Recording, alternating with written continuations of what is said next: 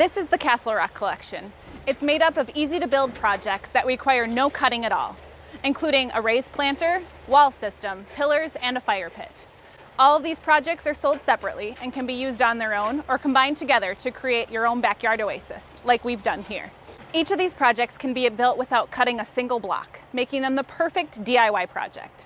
It really is that simple. Just prepare and level the foundation per the instructions, or start on a stable and level patio.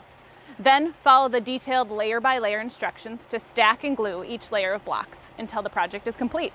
And that's it!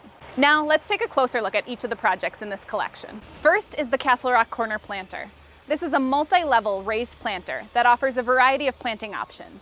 It uses two colors of our tumbled Belgian wall blocks to create the perfect focal feature, or works great to define any backyard space. The Kessler Rock pillars and walls combine together to work as a freestanding wall or a sitting wall. The wide caps offer the perfect surface to decorate with potted plants or to set your beverage down when you're enjoying your patio. The Kessler Rock fire pit is a great addition to any backyard. The square shape of the fire pit works easily into a patio design and includes the metal insert for years of enjoyment. Learn more about all of our no-cut projects or patio options at menards.com/block store.